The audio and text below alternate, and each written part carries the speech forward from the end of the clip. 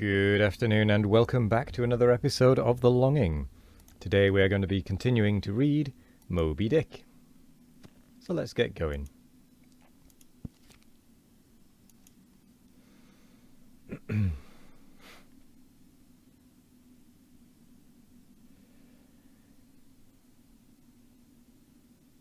He smites his chest, whispered Stubb.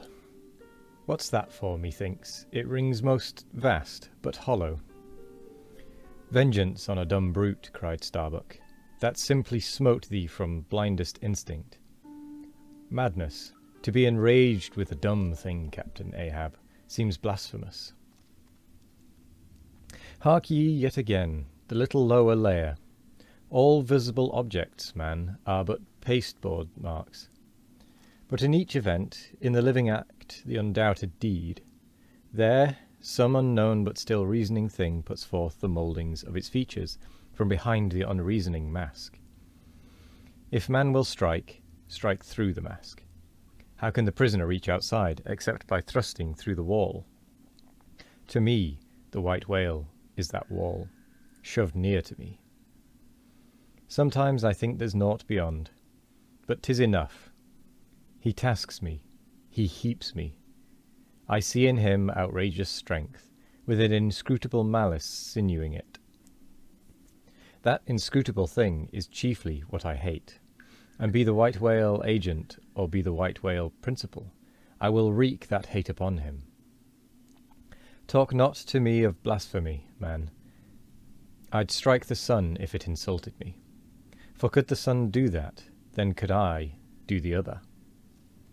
Since there is ever a sort of fair play herein, jealousy presiding over... Since there is ever a sort of fair play herein, jealousy presiding over all creations. But not my master, man, is even that fair play. Who's over me? Truth hath no confines. Take off thine eye, more intolerable than fiends' glarings is a doltish stare. So, thou reddenest and palest, my heat has melted thee to anger glow. But look ye, Starbuck, what is said in heat, that things unsays itself. There are men from whom warm words are small indignity. I meant not to incense thee. Let it go. Look, see yonder Turkish cheeks of spotted tawn, living, breathing pictures painted by the sun.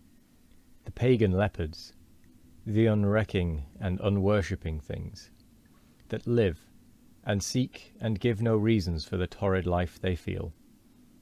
The crew, man, the crew. Are they not one and all with Ahab, in this matter of the whale? See Stubb, he laughs. See yonder Chilean, he snorts to think of it.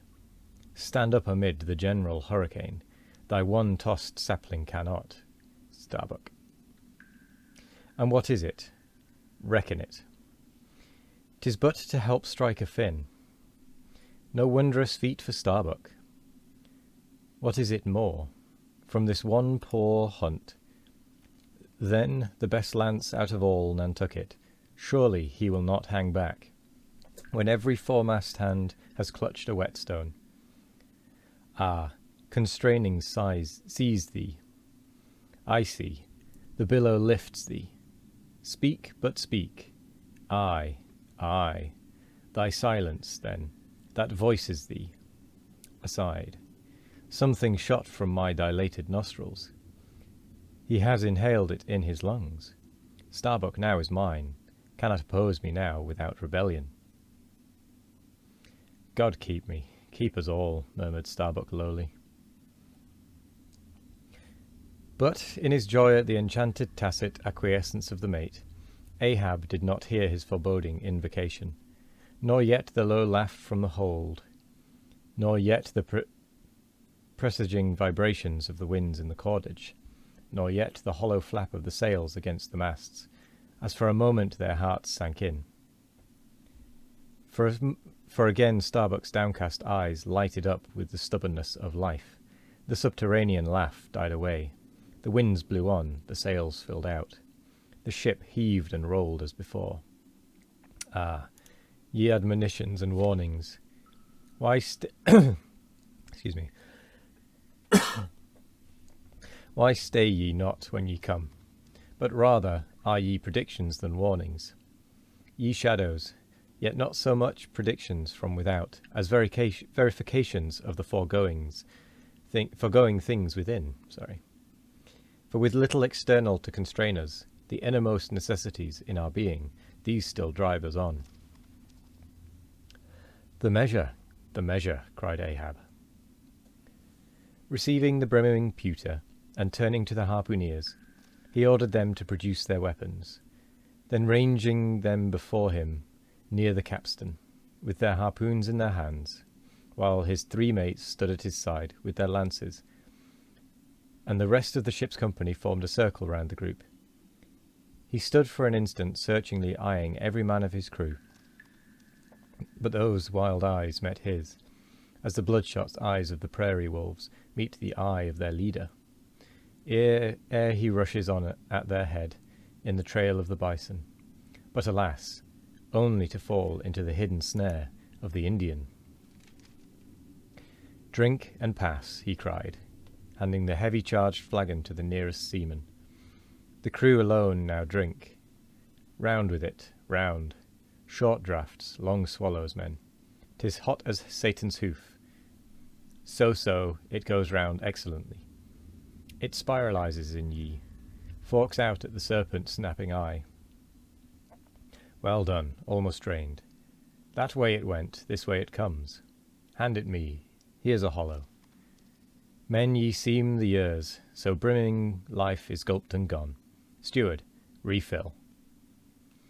Attend now, my braves, I have mustered ye all round this capstan, and ye mates, flank me with your lances, and ye harpooneers, stand there with your irons, and ye, stout mariners, ring me in, that I may in some sort revive a noble custom of my fishermen fathers before me.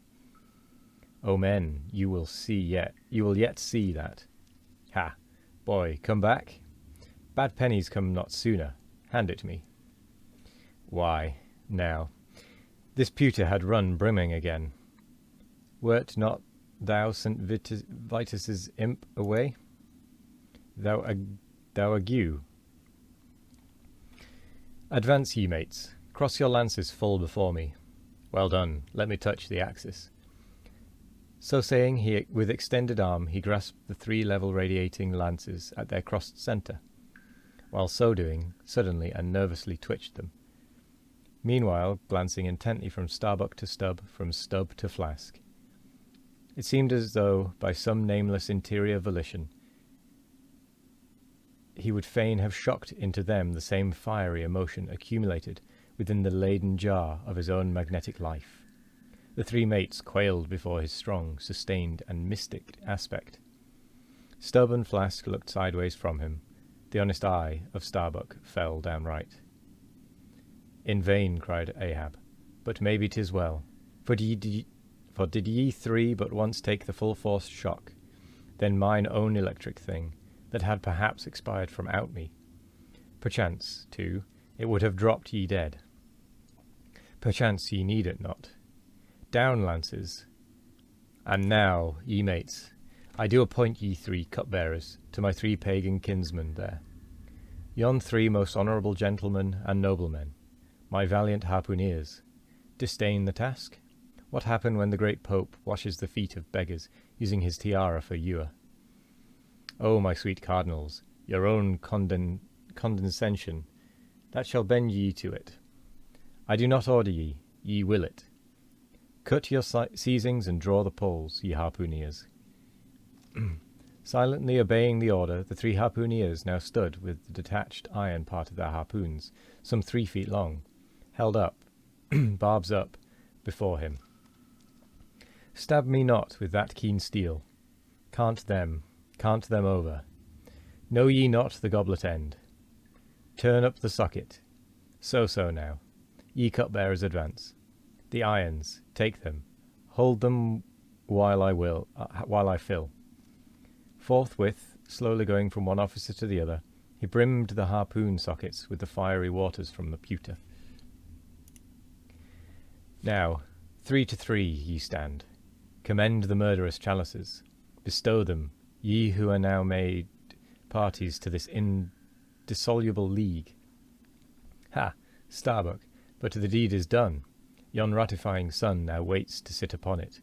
Drink ye, harpooneers, drink and swear, ye men that the deathful whaleboats bow. Death to Moby Dick. God hunt is all, and if we do not hunt Moby Dick to his death. The long barbed steel goblets were lifted, and to cries and maledictions against the white whale, the spirits were simultaneously quaffed down with a hiss. Starbuck paled and turned and shivered. Once more, and finally, the replenished pewter went the rounds among the frantic crew, when, waving his free hand to them, they all dispersed, and Ahab retired within his cabin. And with that, we're going to end there. So I'm going to say thank you very much for joining me. I hope you all have a wonderful morning, evening, afternoon, or night, no matter what time of day it is. I hope you all have a wonderful one of it. And as always, we will be back tomorrow for more of The Longing. Goodbye.